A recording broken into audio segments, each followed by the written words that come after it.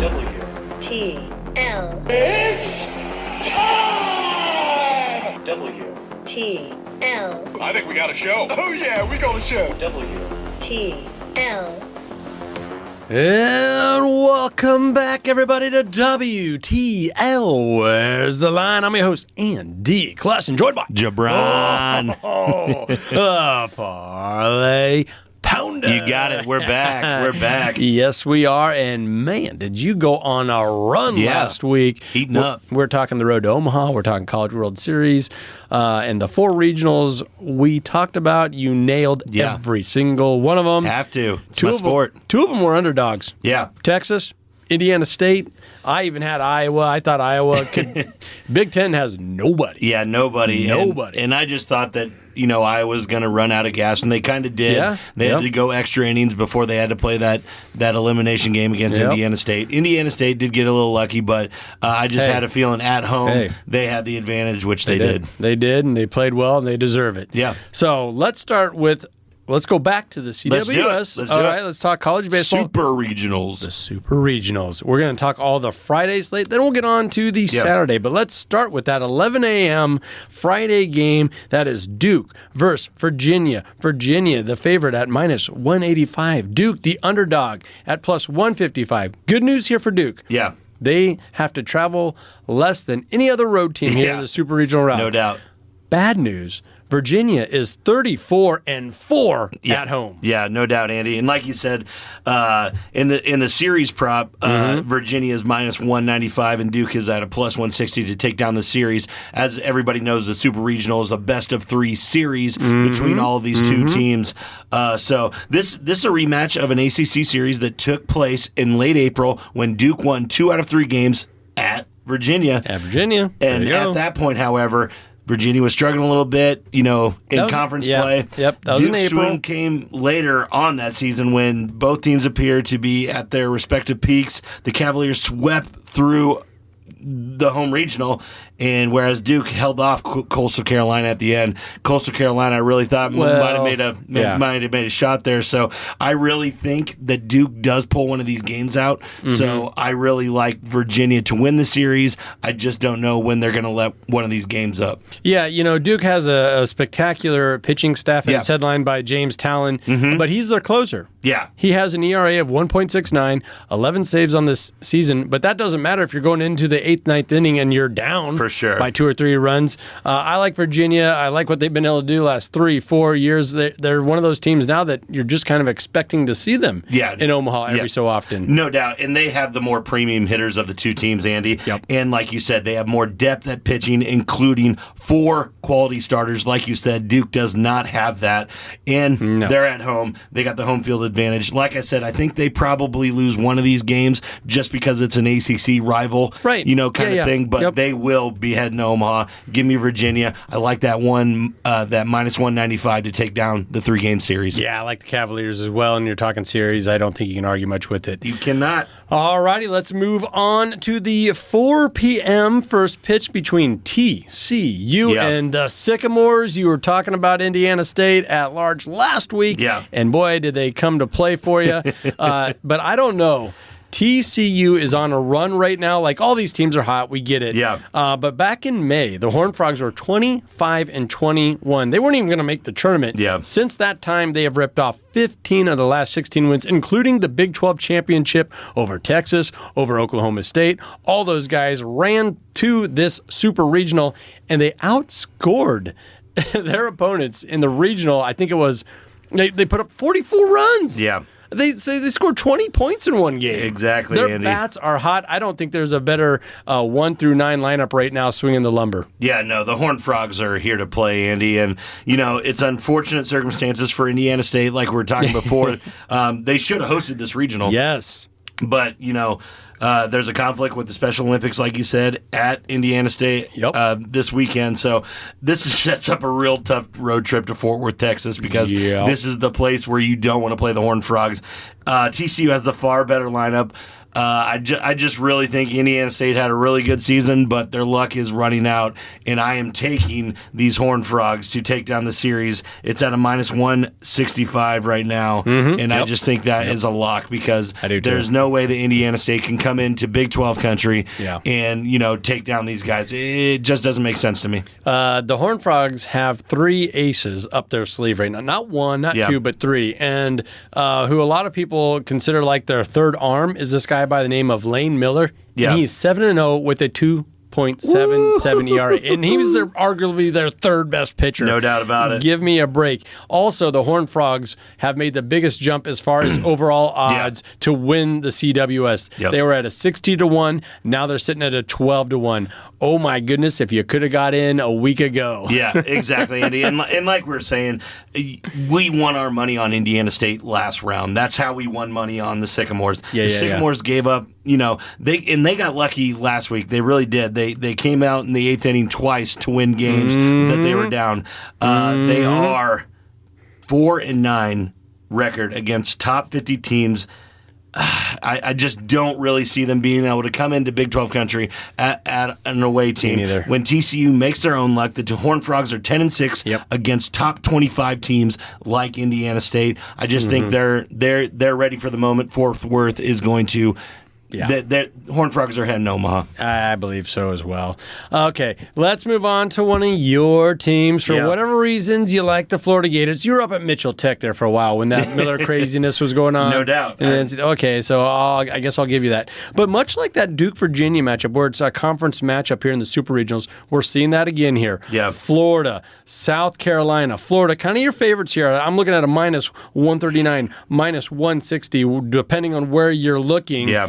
A lot of people are thinking Florida on paper might be a runaway favorite here. I'm saying not so fast. South Carolina has the pedigree. I think it throws a little bit of a wrench into it in that they're conference foes.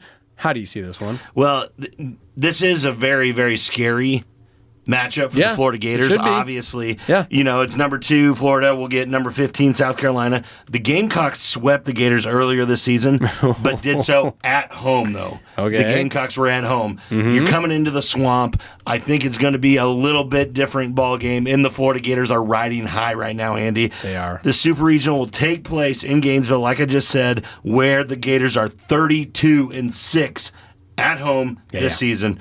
The Gamecocks went 12-10 on the road, so they could steal a game from the Gators. It's unlikely that they get 2.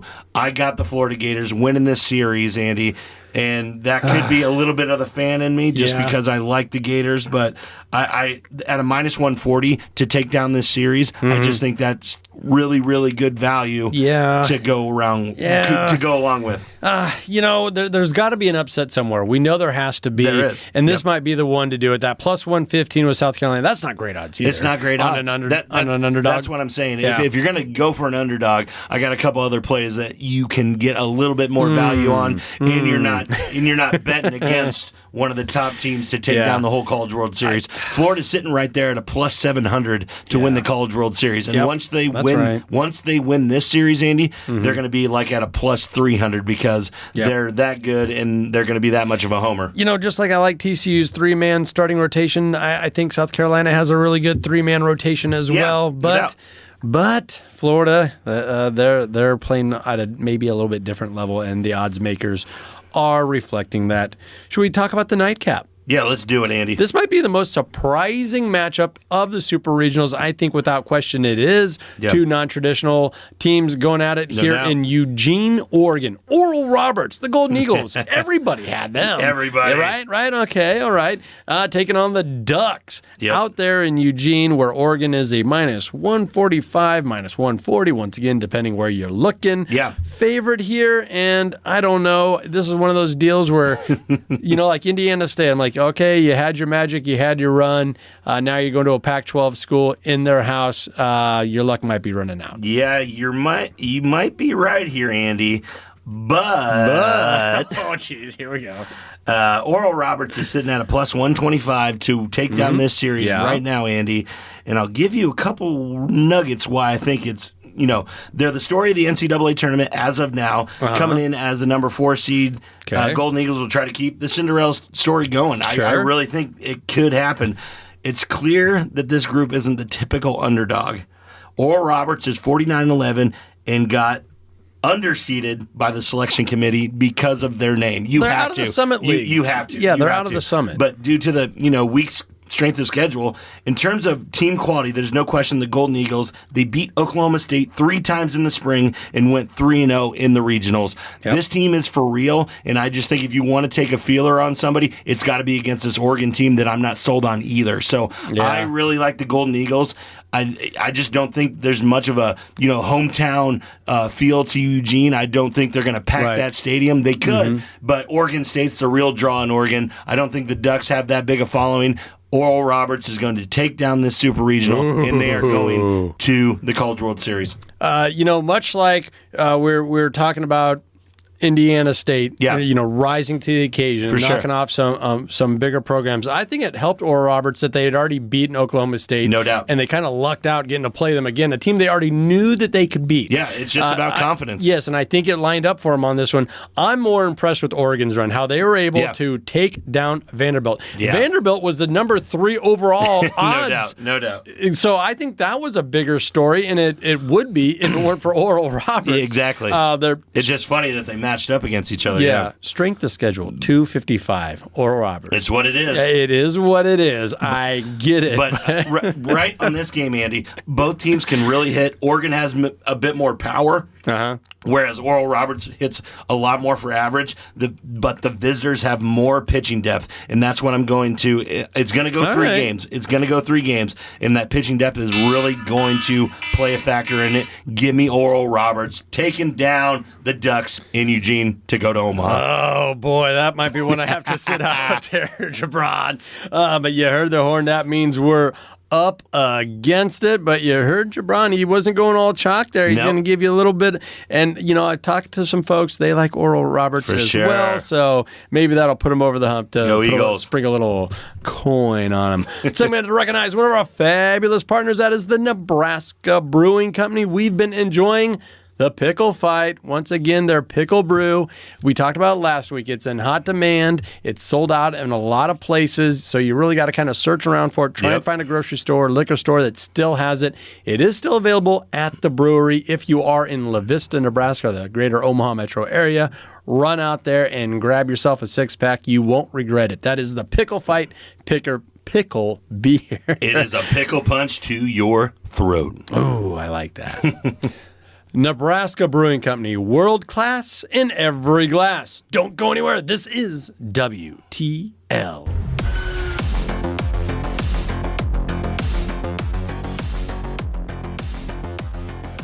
And welcome back, everybody, to WTL. Where's the line? Nebraska's first and only sports betting show. I'm your host, Andy Klassen, joined by JaBron. Oh, the parlay powder. You got it. And you haven't even given us a parlay yet. We're into segment 2. Yeah, you're just holding on. It's kind of tough when you were talking about college baseball with 3-game series going on. It's tough to throw those in a parlay or whatever. So I might be throwing a parlay later in the show with some UFC and NBA action coming down this weekend. UFC 289 is coming your way. There you NBA go. Finals. Well, here's a game you're not going to give us a parlay or anything on. Yeah. That is the 11 o'clock Saturday game on the road to Omaha, and that is the Alabama versus Wake Forest. There is no line on this game. It is off the board, and that is due to many states not allowing wagering on Alabama due to late season investigation on their coach and the irregular betting that was happening on Alabama. And I do want to say, without sports betting, he wouldn't have being legalized.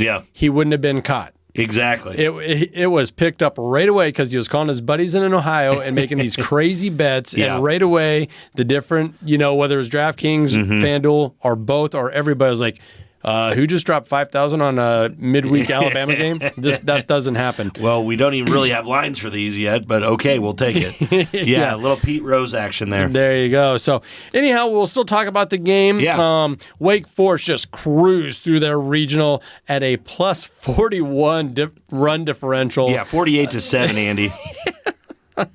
just smashed the 2-seed Maryland Big Ten team. We thought that might be coming. Yeah. I didn't know it was going to be that bad. Wake Forest has the best pitching staff. We talked about it last week.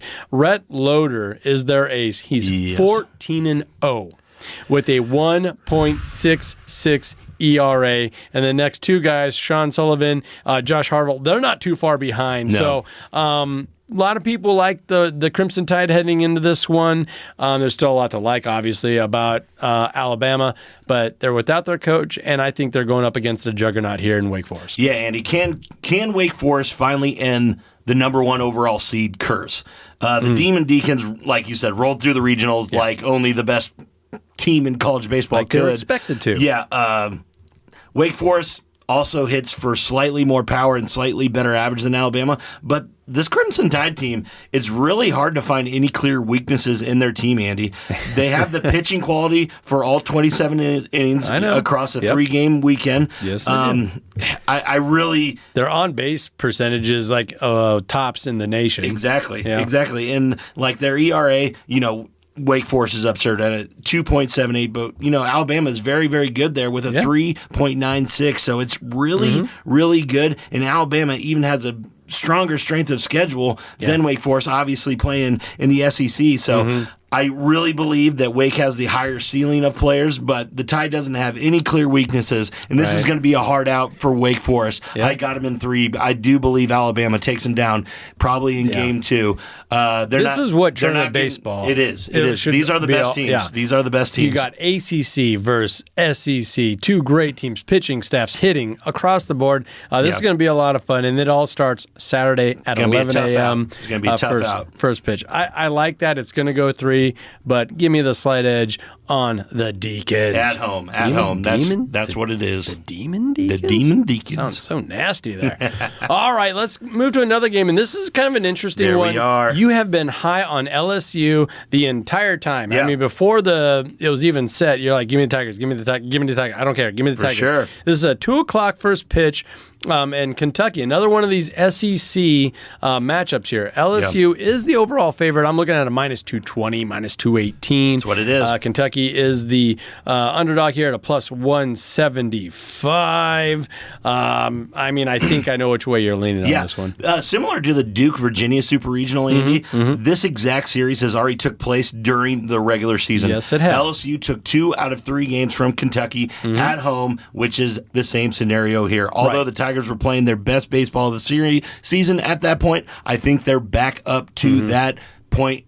They are playing their best again. They are. LSU is light on pitching right now due to injuries, but the Tigers seem to have rallied a bit on the mound recently after struggling to adjust in May. Kentucky has among the nation's deepest pitching staffs and can hit for average, but not power. So I really think that's where LSU kind of pulls ahead. We saw these games with LSU. They can put 7, 8 runs on you in an inning. They're So smashing. I really think the LSU probably take this in 3. I am going to give, Kentucky credit enough that they get 1 game against LSU just because of that phenomenal pitching staff. But in Baton Rouge, this place is going to be rocking, Andy. I read an interesting article on one of those national writers that really follows the SEC, and he says, for one of your value plays, one of the best bets out there right now is Kentucky. It's Kentucky because they can do this. This wouldn't be a shocker if an SEC team beat another SEC team. It's just that, man, they're just running. They might be running into the wrong team. Like if they could have went out to Oregon or something like that, I'd feel a lot better about the Wildcats. I don't feel good about them. Better about them in this spot going against LSU. And you talked about the injuries. LSU still has the best pitcher out of both these two teams. Paul Skeens, their ace, he's 11-2 with a sub-2 ERA, 1.90. Wowzers. So give me that plus the lumber that the Tigers are going to be swinging. I like the Tigers in 3, whatever. I do think they're going to hold home court. And, the Super Regionals in Baton Rouge. Yeah, and you can tell how much a team plays well at home when they got odds like this. LSU is a minus 235 to take down this series against a very, very good Kentucky team. Yeah. A Kentucky team that's only plus 190 to win this series in Baton Rouge. Yeah. That's how you can tell that this is a good matchup, Andy. But, I got to go with the Tigers. There's going to be a lot of purple and yellow in Omaha in the next couple weeks. Like I've been saying, go Tigers. Saw the LSU flags already waving Memorial Day weekend. No doubt. It was crazy. All right, now here's a matchup here. Yeah. Tennessee hosting Southern Miss, right, in Hattiesburg. And wait. They're going to Southern Miss. What happened there? What happened there? Controversy here, Andy, as the NCAA gave Southern Miss the nod as the host team over Tennessee. In classic NCAA fashion, there isn't going to be much transparency here. Nothing to see here. Nothing to see here. Nothing to see here, folks. But we're still going to make Tennessee the minus 141 odds, and I believe they should be. Exactly. And especially when you start talking to line odds makers, they're plus 900 to win the whole gosh darn thing. Yes, they are the fourth team in line right here, Andy. Regardless, Tennessee has found its rhythm and should be heavy favorites. Like we just said, Southern Miss etched past Penn in the Auburn Super Regional after losing its opening game. The Volunteers, meanwhile, went on the road to win in the Clemson Regional, which was much more difficult. They just, this is Tennessee in 2. This is Tennessee in 2 on the road. They're winning both games. They're winning. They're pissed off right now, and they're going to be in the College World Series. So if I was looking at anything in Tennessee, I might even look at that team's future to take down the whole tournament while you can now at plus 900. Right. And on the flip side of that, Southern Miss is one of the bottom two teams at a plus 3,000. So they're tied for like the worst to take down the tournament. I got to agree with you. Everything that you say there, all the articles that I'm reading, all the people I'm talking to from SEC laying down south, they're like, no, Tennessee is the truth. Look out. And then, and maybe sometime down the road we'll figure out why Southern Miss got toast. NCAA is going to keep that one on lock. This just telling you. That's so ridiculous. Yep. All righty, let's move on to the 5 o'clock first pitch between Texas and Stanford. This is going to be a nail biter. I think this one's going 3 games. Love both of these squads, the talent that they both bring, and the tradition, the whole 9 yards. Here we got Stanford, the number overall 8 seed, taking on Texas, and it's basically a coin flip is what we're looking at here. It's a pick 'em. It really is, Andy. And I'm gonna waver a little bit from my Longhorns. I really think they can get this done. Yeah. But if Texas is going to win this regional, Andy, it really needs to get the job done in the first 2 games. You think so? Lucas Gordon and LeBaron Johnson Jr. are 2 high-quality starting pitchers for Texas, but it really, really drops off after these 2. These guys have been their, ball and chain the entire season. These guys are probably 2 of the best pitchers in college baseball. Stanford doesn't feature great starting pitching either, but it has a better lineup in home field advantage. I would use the word great to talk about Stanford, where I'm talking about their hitters, their starters, their pitchers, whatever. Yes. But you hit the nail on the head here when you're talking about Johnson Jr. and Gordon. Both these guys have ERAs under 3, 2.62 for Johnson Jr. He hosts a 8-3 record. I mean, that's squaring off against a lot of Big 12 teams, really good Big 12 teams. For sure. Lucas Gordon, 7-1 overall with a 2.45 ERA. I think that right there makes the case for me to really like Texas to win this series out there at the farm, on the farm, however they say it, in Stanford. I like the Longhorns. Last year, we were high on the Longhorns due to their bats. Yeah. They went cold. They did go cold. They went cold. This year, they have the pitching where it matters the most. 2 dominant starters. And how do you win series? How do you win 3-game series? With 2 really good starters. And I see it all the time. I think the Longhorns have just enough here. I'm not a Longhorns fan. Never have been. No. But when it comes to baseball, tip your cap to them. They get it done. Just a little nugget here, Andy. All of the Cardinals' top relievers own ERAs of 4.64 or higher. There you go. Yikes. There you go. If this gets into late, the Stanford Cardinal does not have pitching to go along with Texas. Stanford slugged its way to the regional win over Texas A&M, but the Aggies have almost no pitching themselves. Game 3 could go either way here, but I believe Texas gets it done sooner rather than later. Give me Texas in 2. And you heard the horn there, so we're up against it. I'm going to agree with you, JaBron. There Giving you Texas go. into the sweep on the road.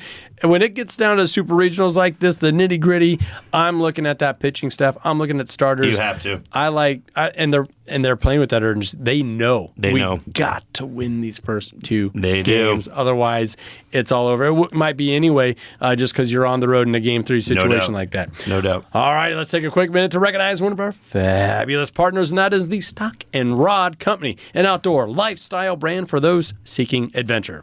Whether it's hunting, fishing, hiking, they got you covered. Visit stockandrod.com to get your wild game on. Don't go anywhere. This is WTL.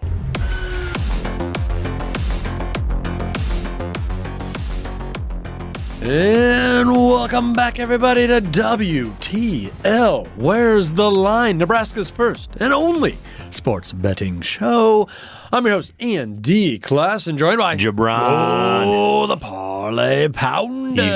You got it. All righty, we got to talk NBA Finals. You now. have to. Game 4. Game 4 is coming up here. Game 3, exciting game, but I think it played out like we kind of thought it would. No doubt.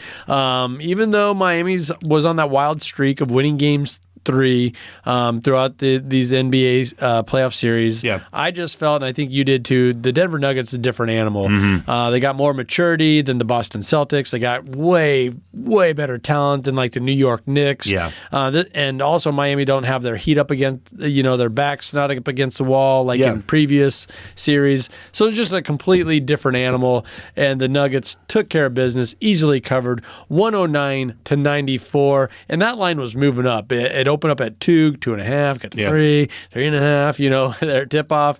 It didn't matter. The Nuggets were good. They were golden. And of course, Jokic with another triple-double in Game 3. Yeah, the triple-double, Andy. 32 points, 21 rebounds, and 10 assists. 21 rebounds. That's crazy. 18 defensive rebounds, just taking care of Bam on the other side. Bam had 17 rebounds as well. Yeah. No slouch or whatever, but when Joker is putting up these kind of things, it's very hard to beat Denver. And what the real factor for me, watching this Denver Nuggets team all the way throughout the playoffs, is quarter 3, Andy. They come out in quarter 3 and really put their foot on the neck of their opponents, outscoring them 29-20 with a 5-point lead going into halftime. So they really come out in the third quarter, put their their foot on the neck of the guy and really get that lead. So, they still work in the fourth quarter, but they have that cushion, which, they kind of needed against the Miami Heat because the Miami Heat are a fourth quarter team. They hang around, and then just hang on to Jimmy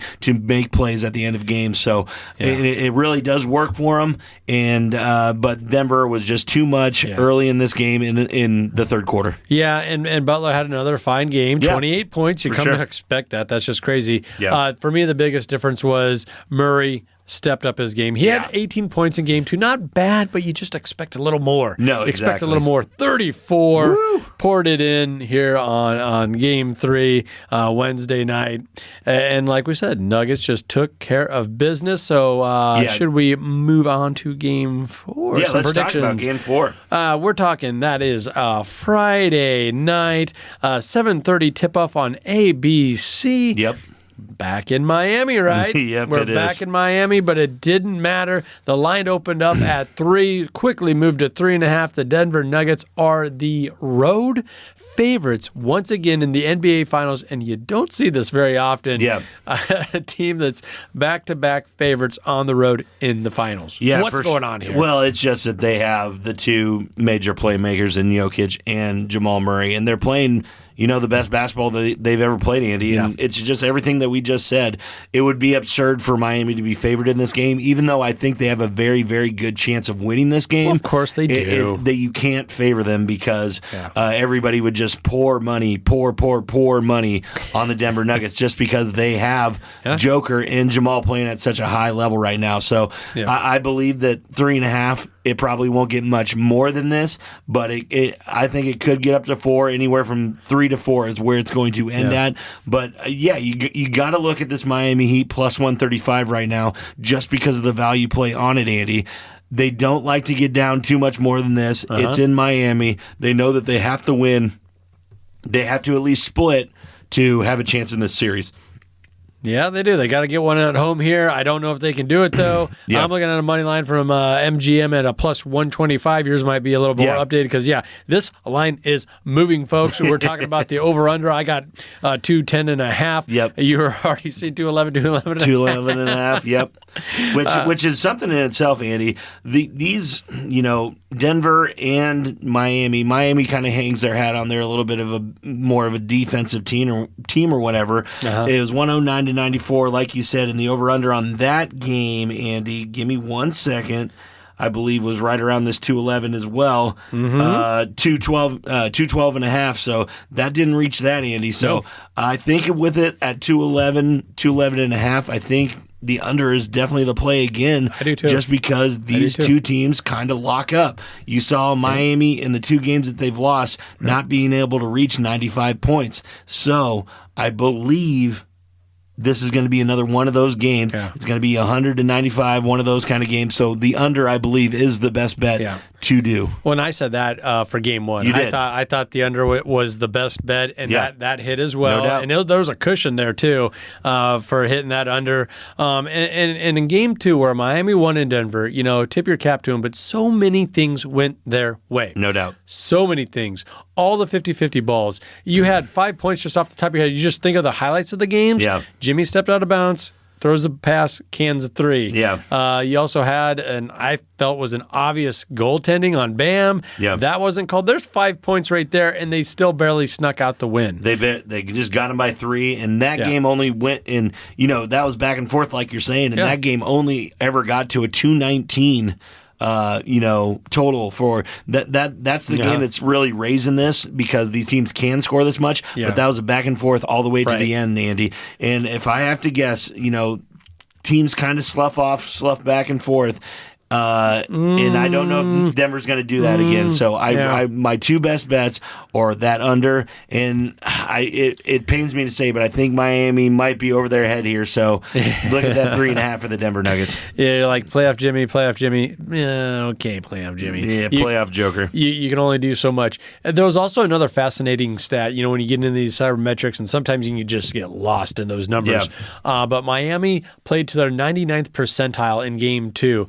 Meaning the way they shot the three-point ball, the way they got all the calls, the 50-50 calls, the 50-50 balls, everything went their way. And as far as their ceiling playing 100%, they played that 99 percentile. I'm like, there is no way that they can replicate that at home, away, whatever, and it didn't happen. And I don't see it happening again either. Yeah. I don't think you're crazy if you want to go out on a limb and take a plus money bet on Miami. I just think you're putting your money in the wrong place because we've been talking about the Nuggets all season long. Yeah, no doubt about it, Andy. And if we kind of do want to get into some, some value things that you can do with the NBA Finals right here, you can go to exact result of, 4-1, 4-2, stuff like that. But, Denver Nuggets to win 4 games to 1, which would mean that they take the next 2 games, is only at a plus 115. That really shows you how the book is really looking at this, thinking that Denver is going to steamroll these guys the next 2 games. So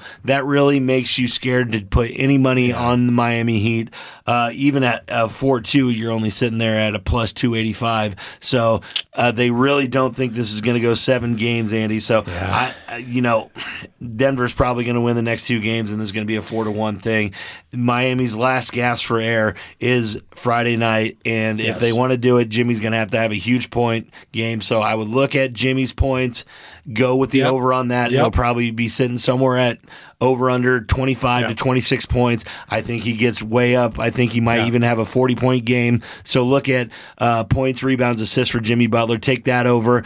Definitely look at the Joker stat line for a triple-double. He's going to do that again. Yep. Those are the kind of prop plays that you're going to have to look at going into this 4th game. Yeah, I really like those props. And you've been saying it the entire NBA playoffs. Like, this is where the stars come out. This is where you can lean on your all-stars, and those props are probably going to hit with the overs. No doubt. And they have been hitting for you. And I'll go back. I just want to go back to game 2 once again, where Miami shot all those 3-point shots. I feel like that's their only way to win. It is. And they shot it right there at 50 percentile there. And you can't do that, even if you're left wide open. And so Denver, they didn't freak out. They didn't change up their whole defensive philosophy. Yeah. They just, once again, forced a bunch of three-point shots here Wednesday night in Game 3. And guess what? The percentages went back to the median, and they were able to cruise to a victory. And I just see more of that happening. Like, Denver doesn't have to go out of their lane here. Yeah. They have superior talent. They got the best player on the court in Jokic, and Jamal Murray is nothing to sneeze at. I think he is going to be known as a superstar after this finals. He already had the trajectory to do that, Andy, and you saw it in the bubble. He was one of the best players in the bubble a couple years ago. Got hurt. Yep.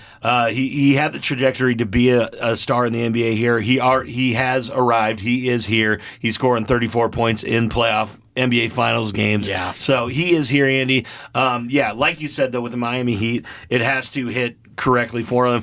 Duncan Robinson came out after halftime in Game 2 and just poured in, 12 points. That's not going to happen every time. Yeah. It's it's going to be streaky shooting.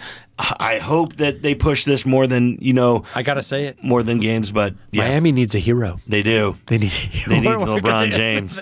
Oh, you're you're not going to give Tyler a hero at a time of day. No way. You're not going to play off the pud. Yeah, no, I got you. All right, so you kind of talked about some angles there or anything, and we're still kind of diving into some of these lines here. Anything else that you're kind of looking at heading into Game 4 and then maybe Game 5 back at Denver? Yeah, no, just the only thing right now for Game 4, Andy, is get that point total as high as you can and bet it, because it's going to go down because these bookies are looking at this and their mouth is drooling that these the Denver Nuggets are going to win these games and thinking that Miami might quit a little bit. So that total is going to keep going down. So as high as you can get it, and stick with it. But I could see this at 208, 207 by the time that this tips off on Friday. So I really believe get that at 211, 211 and a half, 212. You lock it in there because it's going to go low. Yeah, and I would have to agree with you. And I think this is something that folks kind of appreciate about WTL, about our show. I'm not just going to listen to you and then disagree just to disagree for sake. This is Skip Bayless, Shannon Sharp, or all the other shows that it kind of feels packaged. No, when we feel there's a strong play here, I'm not going to just spew drama and say like, oh, I like the Heat because blah blah. No, we both like Denver here, no doubt, for good reason, for sure. You just heard the horn there. That means we're up against it. But let's take a quick minute here to recognize one of our fabulous partners, and that is the Nebraska Brewing Company. What do you got over there, JaBron? I got the pickle fight. It is a pickle punch to your throat. My new favorite beer for the Nebraska Brewing Company. It's a good one, especially if you like that pickle flavor. And we've talked about it before. Limited supply, limited quantity here. They just did a kind of a test run, and it sold out quick. Grocery stores, liquor stores were buying it left and right. Yep. Sold out in many areas. You got to luck out. You got to look for it. And if you find it, lucky you. Pick up a 6-pack, pick up a 12-pack. Nebraska Brewing Company. World class in every glass. Don't go anywhere, folks. This is WTL.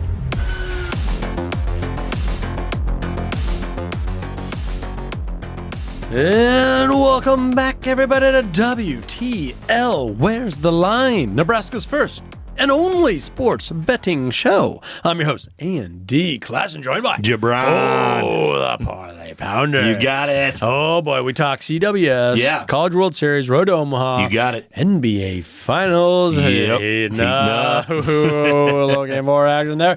And now we got to talk UFC 289, getting back into your wheelhouse. And I understand you have a parlay for us at the end of this. Everybody's been waiting. It's this segment. Here we go. Now, this is going to take place Saturday, June 10th, the Rogers Arena in Vancouver, British Columbia. Hey, Canada. Heading back to Canada. This is the 32nd time they've welcomed them to Canada. And this one, a little bit of a curveball. This was set as Amanda Nunes. You're big on her. You're sure. She's a lot of fun. But this was supposed to be Amanda Nunes versus Juliana Pena 3.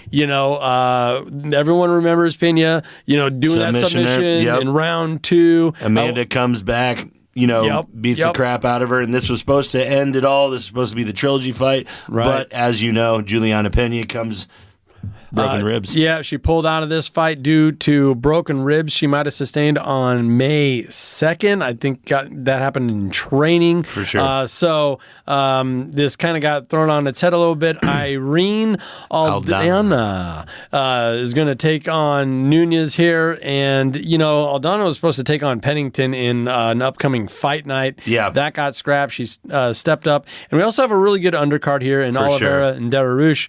But let's start a little further down the card here. Danny Inge, one of you guys you're big on, versus Nate Landwehr. Two Americans squaring off here. And you got Inge, the number 13 ranked competitor in the world in the featherweight weight class at a minus 250. Big time favorite here. Yeah, Danny Inge hopes for a more positive result in favor this weekend after losing 3 straight fights. The 31-year-old Hawaiian got back in the win column with a second-round knockout last time out back in January. That being said, on the other side, Nate Landwehr heads up north of the border with a 3-win fighting streak, Andy. Okay. He earned Performance of the Night and a majority win decision. In his last 2 fights, it's not going to be easy for Inge here to string together back-to-back wins. Landwehr is like, a nonstop bullet train, averaging 6.47 significant strikes per minute. Inge is a solid grappler too, but Inge is going to have to put on a really, really and Landwehr's good. He's at plus 200 right now. He's a big underdog. So if you do like Landwehr, I mean there's some value there for you. And the way I'm breaking down what you were saying this is more of a coin flip than it is such a heavy favorite on this. No, exactly, Andy. And like we said, Landwehr has momentum on his side and is motivated to finally crack that top 15 in the featherweight division. If he can keep his distance from Inge, positive results will come. Give me that plus 200 to win outright. I think Landwehr gets it over Danny. We are starting with an upset rate, 88 out the gate. I will say this about Landwehr, just looking up and down the stat sheet here. His grappling appears to be superior with a much greater takedown accuracy and takedown defense. He also averages way more submissions per minute. Maybe that's just not Inge's game, but that's definitely going to be part of what Landwehr is going to be throwing at him. Yeah, no doubt, Andy. And I like I said, this should be a coin flip line as it is, but Nate Landwehr has momentum, and that plus 200 is just too juicy for me not to go after it. So give me Nate Landwehr. Landwehr it is. Should we move on up the card? Let's do it. Talked about how this is a co-main event. Yes. Charles Oliveira is back. He's not injured. He did have to pull out of that last event. He is back now. That is the number 1 contender in the lightweight division, taking on Beneil Dararouche, the number 4 contender from the United States. And this opened up as basically a coin flip. You're looking at minus 110. But Delarouche has taken a slight edge here. What are you looking at? Minus 120, 140? Yeah, anywhere from minus 120 to minus 145 is what I'm seeing. Oliveira on the flip side at a plus 155 to win this. As fight week goes on, you could open up a little bit more as more money is pouring in on Delarouche for good reason. Some interesting prop betting lines are available as well. The under 2.5 rounds is at minus 180, which makes sense with Oliveira's style of fighting. Oliveira is to win inside the distance is at a plus 180 only, Andy. And that proves not to be worth the risk if his money line is already at plus 155. So it doesn't make sense to take that extra, risk if you can already get it for plus 155 if you're on JaBron's Oliveira. I would say just please take time to look through all available lines on this one, Andy, because this could go back in Charles's way if people start throwing money on that plus 155 because not too long ago this was one of the most exciting fighters in all of UFC. This guy could not be touched for 4 or 5 straight title defenses. So everybody is kind of forgetting Charles Oliveira here, but it's with good reason. I believe it's Delarouche's time. I believe he gets his hand raised on Saturday night. It's just his time. He has proven himself for years now, and he might be the only answer to knocking down Islam Makhachev on the championship totem pole. I think he might be the only guy in the division that can beat Islam. So this is his first fight to get to that. So give me Delarouche. I don't.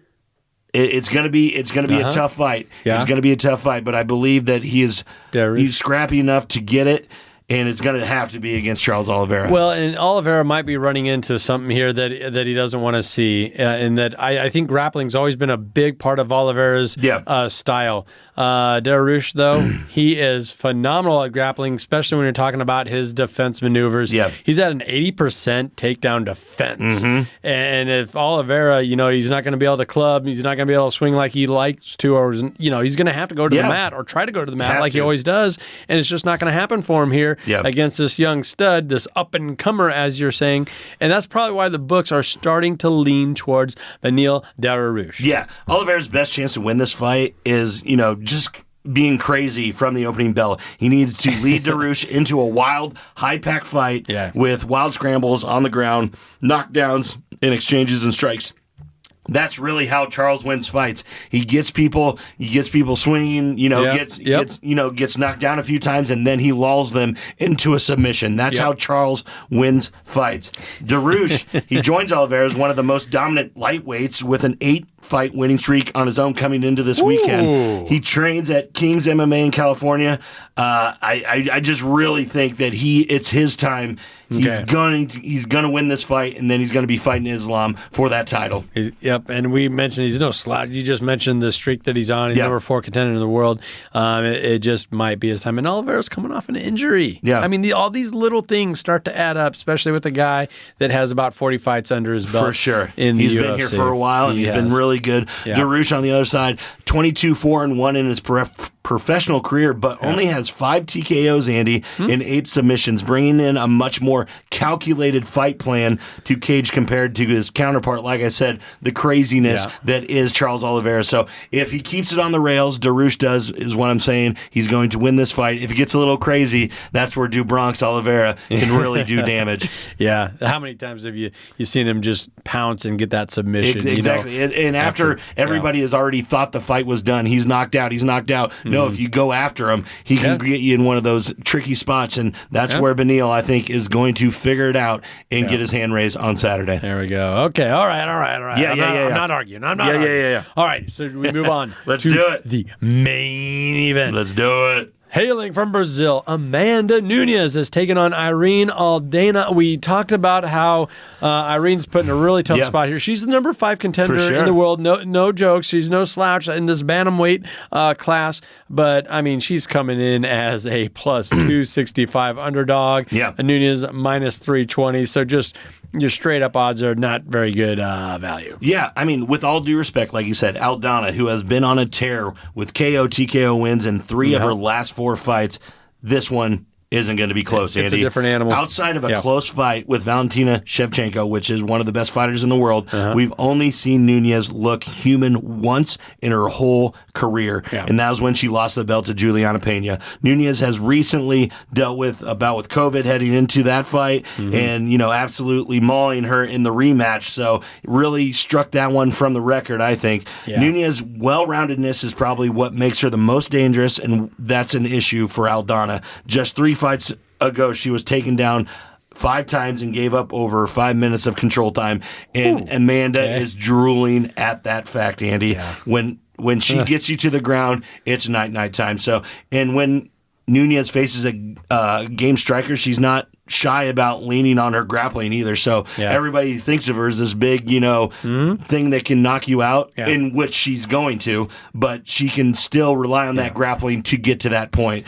So as I mentioned, I see the easiest, path to victory for Amanda is her grappling. Yeah. But right now with the odds, I see a KO TKO by Amanda Nunes at a plus 140, Andy. Ooh, okay. So that is some value bet in this fight that doesn't have a lot of value to it. Yeah. Amanda is going to knock this chick out. She might get her to the ground and grapple her a little bit, but it's going to end up with a knockout, hammer fist to the head. Amanda gets her arm raised again. Yeah, I think Aldana coming out of Mexico, I think she got put in a really tough spot. Credit to her for stepping up. And once again, everyone putting it together to keep this card on the mend in Rogers Arena, Vancouver. A lot of Canucks on the card. No, it's very fun for Canadians. It's going to be fun, but you do feel like Nunes is going to take care of business in a big way here in your main event. Exactly. And one more nugget, Andy. Amanda Nunes by submission is at a plus 500 right now. So if you want to throw little bit on that. All right. It's at a plus 500, which could easily happen. Yes, it I could. do see the KO happening more likely. Obviously, that's why the odds are a lot better Yeah, with the submission. So if you want to go after submission at that plus 500, throw a little bit on that, but I'm going with the knockout. All righty. How about a parlay play Yeah. on UFC 289, JaBron? Okay, I'm just doing the two-teamer. Oh, just a two-teamer. Yep. Okay. Nate Landwehr taking that underdog. DraftKings, he's at a plus 215 right now. Okay. Amanda Nunes to win by KO at a plus 140. Like I said, the total parlay, putting $25 on it to win 157. You can't beat that value. Wow. It's a two-teamer. Like I said, only has to hit twice, and I believe this has a very good chance at hitting. And you really talked me into Landwehr. I know he's at a plus 200 straight up underdog here, but after kind of walking through it, it looks like he might be going one way, and then he ends going the other way. No doubt. And Gotta it's crack hard, that top 15. It's hard to argue a knockout here from Amanda Nunes. Yeah, it's going to happen. The Lioness is going to knock her out. Just really hope Nate can get it done. Yeah, I think you're onto something there, JaBron. Thank you. Well, that'll about do it for us this week on WTL. Be sure to follow us on ESPN Tri-City Radios. We're all over their social media accounts and Twitter. Be sure to subscribe to our YouTube channel. That's been a lot of fun. Yes, it has been. The short videos, the feature-length videos, everything under the sun. We've been having a lot of fun. And watching that channel grow, that's been cool as well. Thank you Been a lot of fun. that have subscribed to that and been checking us out there. And also, don't forget to receive our daily free picks over on TikTok. You're holding down the fort over there. Yeah. Mr. TikTok King. Parlay Pounder / TikTok King. Yeah. Okay. That is the handle. For JaBron, the Parlay Pounder, I'm Andy Klassen. Thank you for listening. This has been WTL.